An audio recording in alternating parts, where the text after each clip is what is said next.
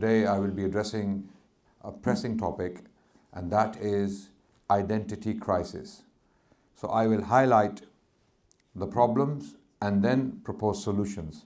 We the Muslims, we are not a people of problems. We are a people of solutions. But in order to understand solutions, we must highlight the problem. So if you go to a doctor, the doctor will first diagnose, and he will, before he prescribes medicine, he will show you, or he will tell you what the problem is. You know, what the condition is, what the disease is, right? So once the disease has been highlighted, we can prescribe it correctly. We can prescribe for it correctly. So today I'll be talking about this identity crisis, which is very prevalent in the youth in particular. And why is that problem there in the first place? So what is identity crisis? Identity crisis is when our kids, our children, our youngsters don't understand why they are Muslims. They don't even know if they are Muslims. They don't know what is it to be a Muslim. What is it like to be a Muslim? They have no idea. In most cases, when you look at our youngsters, they are exposed to extreme content online, and you cannot stop that.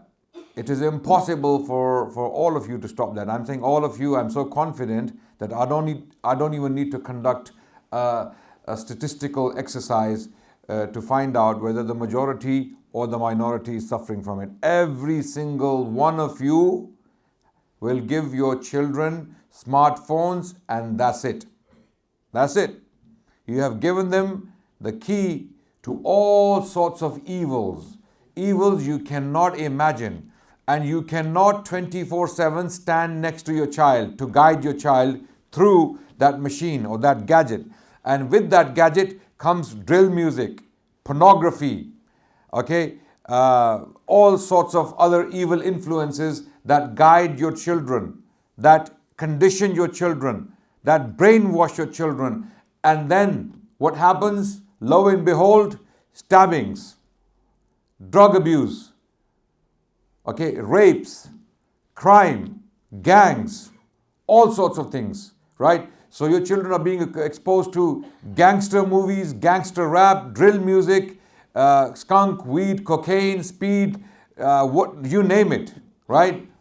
And some of them end up on the streets. And London right now is going through a pandemic, which is also killing a lot of people. Stabbings, knife crime, Thankfully, there are no guns available in this country. It's not like the US, it's not like America, where some nutter picks up a machine gun and goes and sprays the entire school or college or university.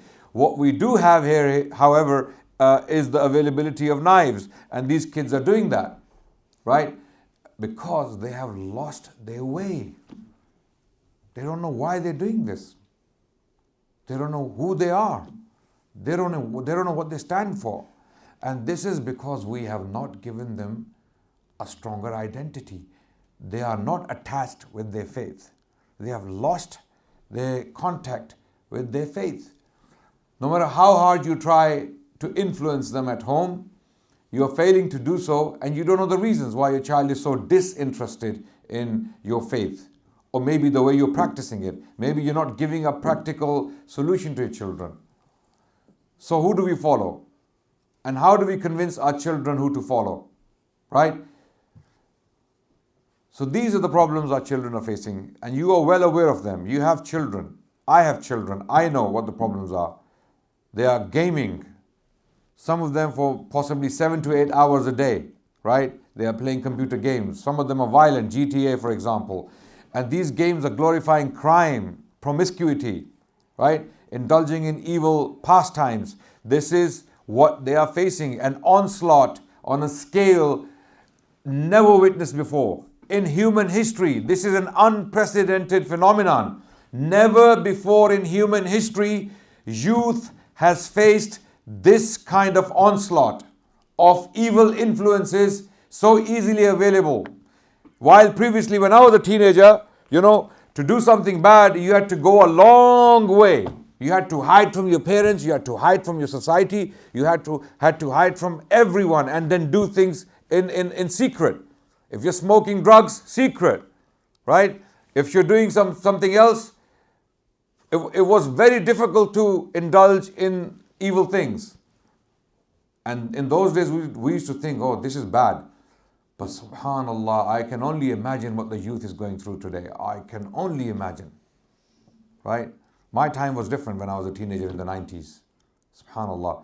Now the kids are facing a completely different dynamic of crime and evil influences. And some of you who are sitting right now in front of me in the masjid, you may be thinking your children are angels. They never do anything bad. They don't look at anything wrong. I don't want to cause alarm or cause some sort of panic, but rest assured, if your children go to school and if they have smartphones, they are being exposed to something. If they are on TikTok, if they are on Instagram, if they are on Snapchat, then they are being exposed to evil. Full stop. Okay, they are being exposed to promiscuity. So how do we protect them? These are the problems. I've highlighted the problems. And then after watching this stuff online and listening to that evil drill music, your children, they start to act like that. They start to imitate that behavior. They start to become gangsterish, right? They want to now walk like this drill rapper. They want to talk like him. They come home and they speak to their mother, who's a simple woman. She's a simple Muslim woman who's a housewife, and they speak to her in a street language she does not understand. And she's thinking, where is this boy getting this? And you cannot possibly lock up your children. You cannot take them away from the school. You cannot take them away from the streets. What you need to do is, you need to have a stronger influence in their lives. And this is the solution. The solution is coming now. What are the practical solutions? Currently, your children have heroes. The identity crisis is very much pronounced and visible in the kind of people your children admire. Their admiration is for the people they love, right? And how do we know they love them? Because they know more about them than anyone else. For example, they are in love with football stars. They are in love with music artists. They are in love with boxing champions. They are in love with some gangsters, let's say, big names. Your kids are watching movies about them, El Chapo and Pablo Escobar, even though these people are some of the worst scums of the earth. They are being glorified. Your children are being radicalized, by the way. Social media is. Your media productions, your Hollywood movies are, right? Your movies like El Chapo and Pablo Escobar, these are the movies, right? They are radicalizing people around the world, making them into animals, turning them into animals. You are glorifying crime and criminals, okay? If you watch these movies, which I don't recommend, if you watch these movies and watch these documentaries about these people, you'll come to realize they were the worst criminals on the planet. But when you watch the movie about them, there is nothing bad about this person. You start to feel sorry for the person. You actually start to feel for the person. The person is actually humanized. He went through some tough times in his life. He had a wife. He had love for kids. And then he became this evil monster. But still, you need to feel sorry for him. So they make a movie. They glorify him. And then the world gets radicalized. He becomes popular. So this radicalization, which is the worst form of radicalization, it is happening online, on social media, and it is perfectly allowed. It is being promoted for some reason, right? Drill music is allowed, even though it's actually radicalizing the youth to an extent. They are committing murders on the streets. But no one's talking about that form of radicalization. These hypocrites in the parliament, they are not talking about banning drill music, or banning such evil movies and evil influences. So these are the heroes of your children nowadays. They are listening to these rappers, these scums of the earth, and their language, and they are following these movie stars. Some of these people on social media, Instagram, who are the biggest stars on Instagram? Some of these rap artists from the US, some of these musicians, some of these actors. For no reason. They're not giving the world anything special. They're not proposing any philosophies to live by where people actually benefit. No, they are only promoting promiscuity and evil in the world, in most cases. And worst of all, they're not good models. They are depressed. They are very unhappy people. Johnny Depp, a drug addict, right? Your kids love him. Pirates of the Caribbean, Johnny Depp, right? Charlie and the Chocolate Factory, right? And he's shown to be a very simple person, very noble in the movie. You know, he's giving gifts to children. In his real life, he's a drug addict. He can't even have a relationship with his wife. If you want to look at these so-called rich people, they don't have stable lives. Elon Musk and Bill Gates and Jeff Bezos and all these people, they have money. They don't have peace. They don't have happiness. So you need to convince your children, stop following these people. The solution is what? What is the solution? The solution is giving them heroes. Replace those heroes. Replace those evil heroes with good ones. And it is twofolds. Twofolds. This solution is twofolds. Very powerful solution. Very much based in the Quran and the Sunnah. First of all, the Quran gives us a hero. Actually, many heroes. The Quran tells us the stories of the prophets. The Quran, 30% of it is on the stories of the prophets. Hal ataka hadithu Musa. Okay? Quran gives us lessons by using these prophets. Dawood, Sulaiman, Ibrahim alayhi salam, his struggles. Musa, Isa. And Allah is using these prophets. Then most importantly, our own beloved Rasulullah sallallahu alayhi wasallam. The Quran tells us what? He is your hero. He is your hero. Oh believers, those of you who believe, He is your hero. How? A'udhu billahi minash shaitanir rajim. Laqad kana lakum fi rasulillahi uswatun hasana. You, laqad kana lakum. For you, Allah is talking to you. For you in Muhammad sallallahu alayhi wasallam, there is a perfect model. There is an amazing model. Follow him. Follow his life. Follow his manners. And those who follow him. Follow those who follow him. Because again the Prophet ﷺ said, Alaykum bi sunnati wa sunnatil khulafa ar-rashidin al-mahdiin min ba'di. Upon you is my way and the way of my rightly guided successors. So this is your hero. And anyone who followed him. The history of Islam is full of absolutely amazing people. Absolutely amazing people. Introduce your children to them, however you may do it, right? And I'll tell you one thing. The haqq, however little it is very powerful. It is very powerful. Evil, batil, however huge in quantity it may be, it is less appealing than haqq. It is less appealing than haqq. How do I know this? How do I know this?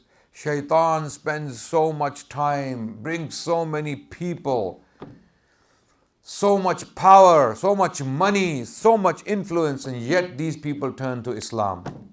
Even though Islam is on the receiving end, currently speaking, in the world. Islam is such a powerful philosophy. It is such a powerful way of life. It is such a powerful thinking process that when people are exposed to it, no matter how evil they are in their lifestyles, no matter how many temptations they may have, no matter how many clubs they go to, how many drugs they use, it appeals to them. They find peace in it. They find solace in Islam. How do I know that? Look at the people around you. People who are turning to Islam, starting from the 70s, Cat Stevens, Yusuf Islam, and the list goes on. Even to this day, these so-called celebrities are accepting Islam. Bollywood, Hollywood, and Lollywood, and all the other woods.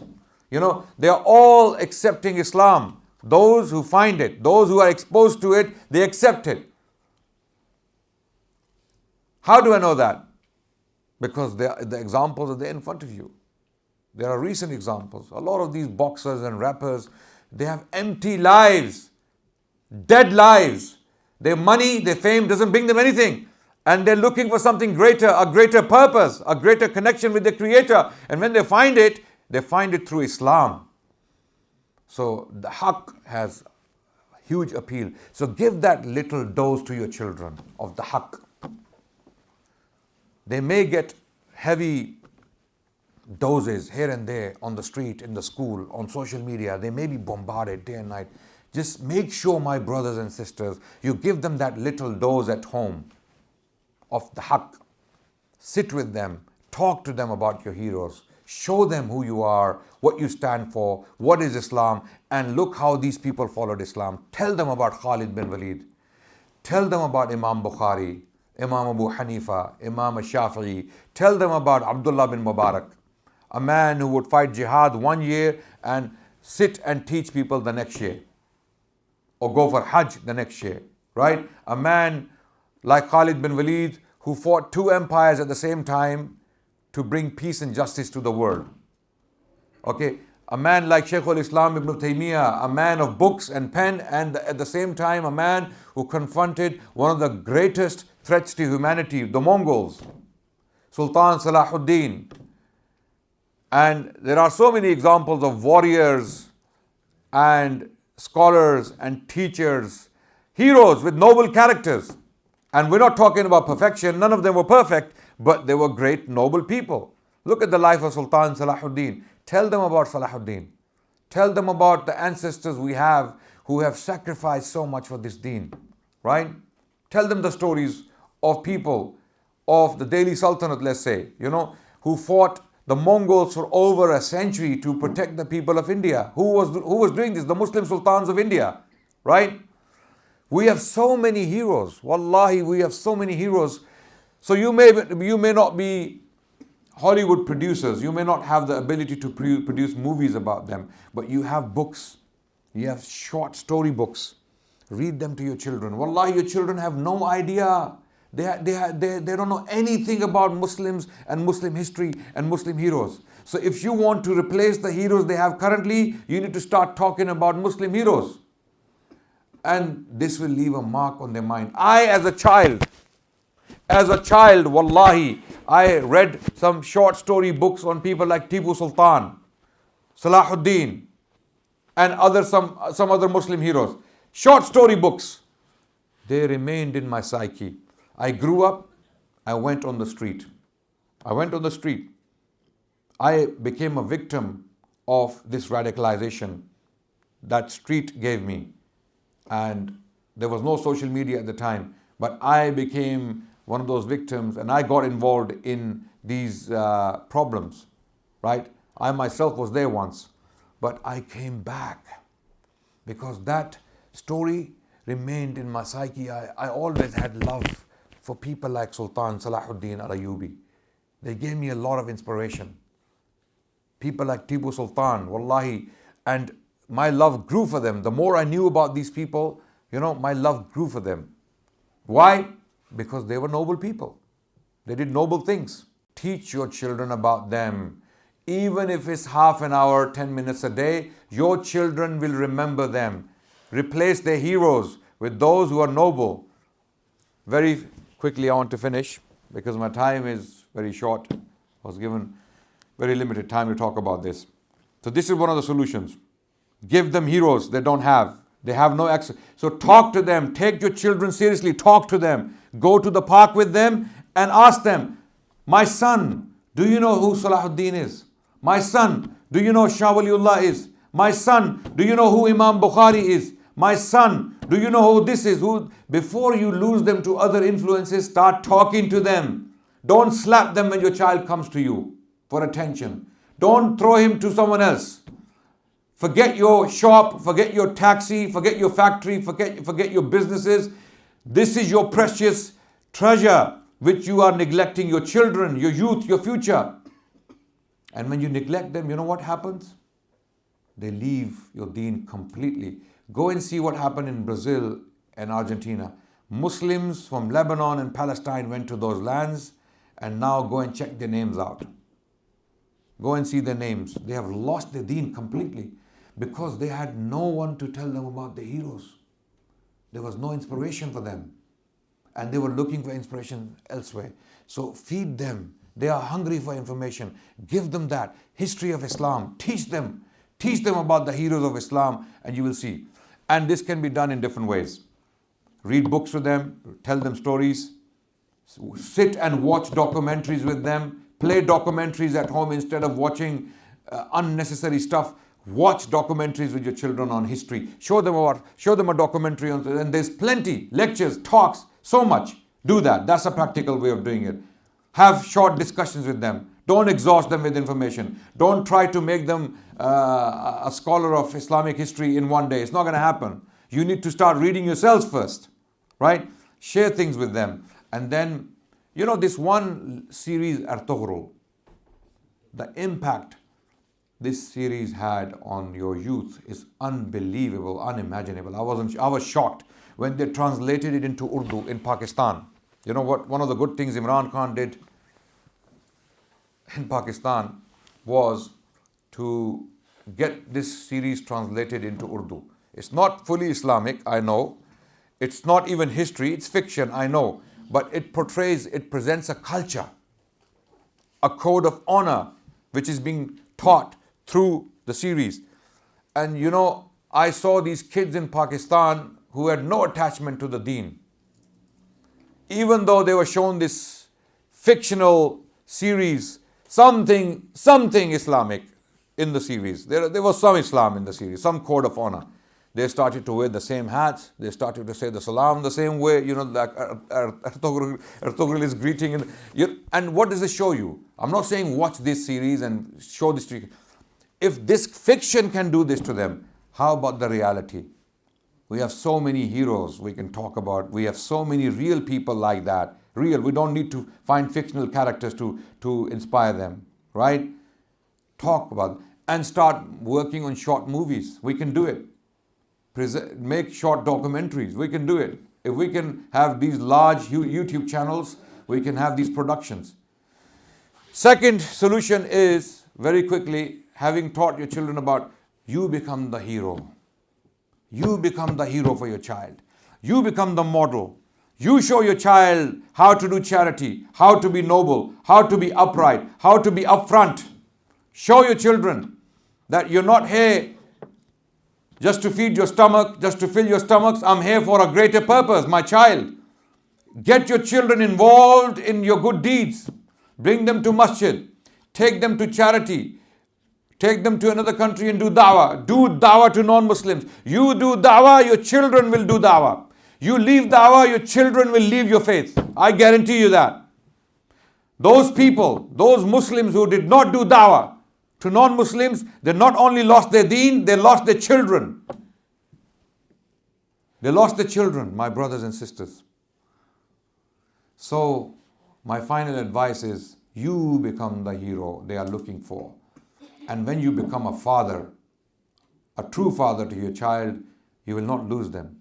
So this identity crisis is imminent, it is dangerous, it will destroy if we don't take care of children. And wallahi, I really thank this Yasin Youth organization.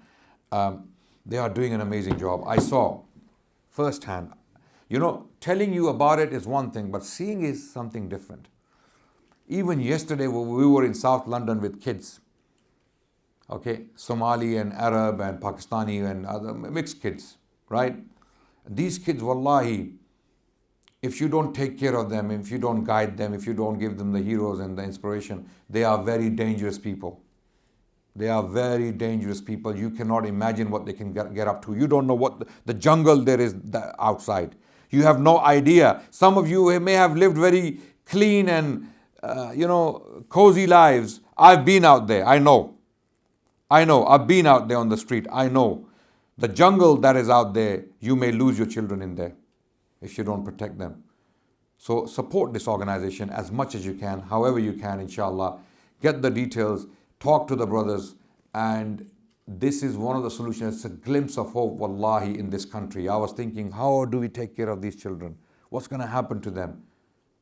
This is like a tsunami in waiting, wallahi, because the influences they have in their lives are very dangerous. Replace those influences with good influences, and I've given you some of the solutions. Jazakumullahu khairan wa assalamu alaikum wa rahmatullahi wa alhamdulillahi rabbil alameen.